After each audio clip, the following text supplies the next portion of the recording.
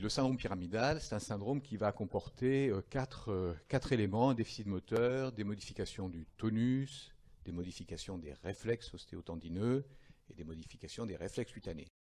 Les modifications du tonus, comment on fait l'examen du tonus d'abord? Je vous ai marqué deux manœuvres là qu'on fait très souvent.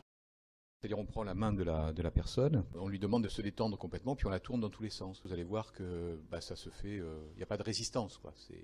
Naturellement, si vous dites à la personne de ne pas résister, ça se fait tout en souplesse. Vous pouvez le faire aussi au niveau du membre supérieur ici, hein. Vous mettez votre pouce sur le tendon du biceps, hein, de façon passive, et vous sentez qu'il n'y a pas de résistance particulière. Vous verrez que c'est une manœuvre qu'on fait pour les syndromes pyramidaux et pour les syndromes extra-pyramidaux.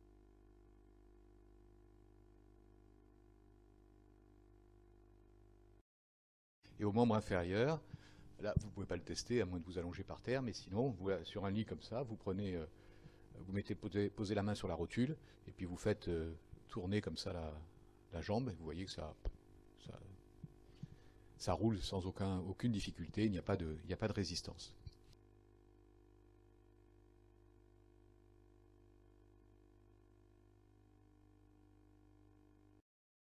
En revanche, dans un syndrome pyramidal, on va avoir des troubles du tonus. Alors c'est un tout petit peu compliqué pour le syndrome pyramidal.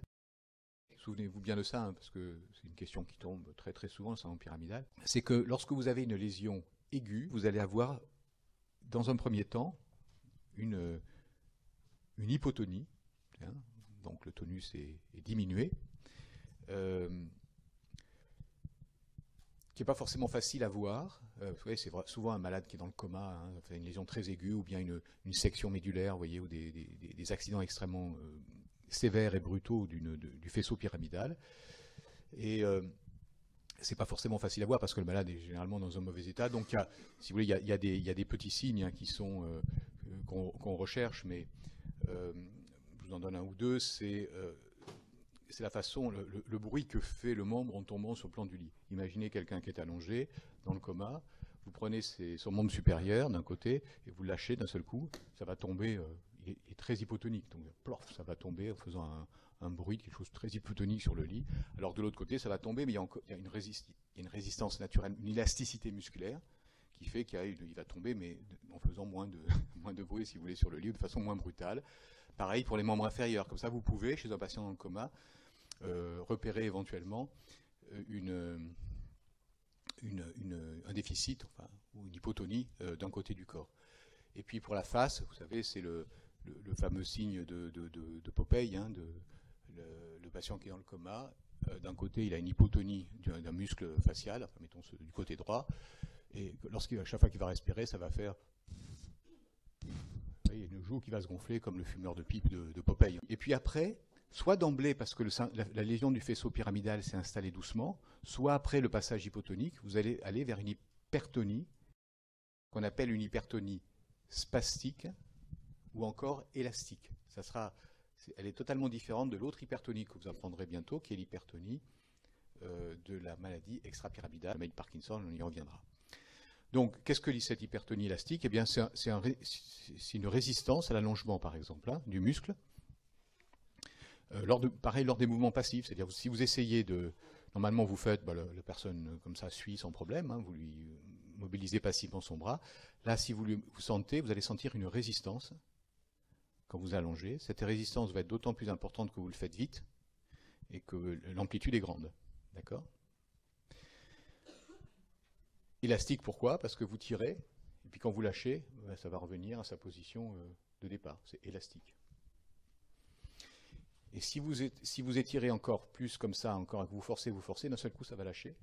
Ce qu'on appelle le signe du canif. Vous savez, un canif, vous tirez. De deux choses une, vous lâchez, il revient dans vos doigts, ou bien vous tirez, et puis ça passe d'un seul coup de l'autre côté.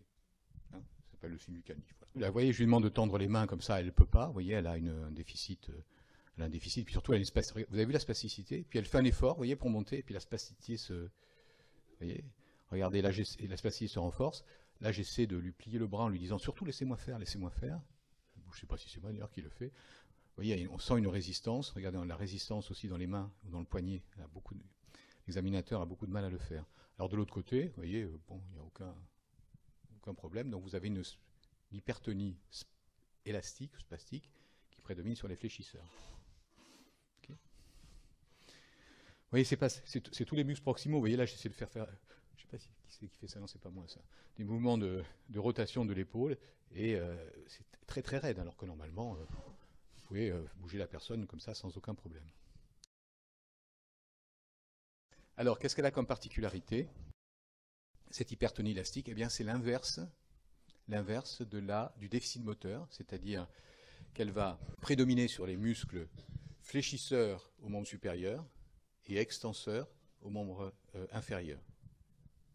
S'accentue en station debout, et vous allez avoir une sémiologie tout à fait caractéristique. Vous voyez, très fréquent d'avoir une séquelle spastique après un accident vasculaire cérébral, hein, et avoir une séquelle d'hémiplégie d'un côté. Le déficit sera sur les muscles allongeurs, mais l'hypertonie, ce sera sur les muscles fléchisseurs. Donc il a un bras fléchi. Il y a parfois même le pouce, vous voyez, qui est tellement rentré dans la peau qu'il peut parfois créer des lésions dans la paume de la main.